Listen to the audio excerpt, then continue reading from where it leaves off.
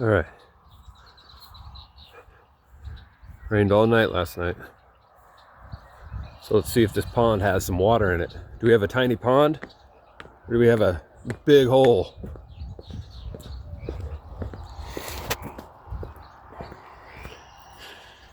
Yeah. There we go. I hear a frog.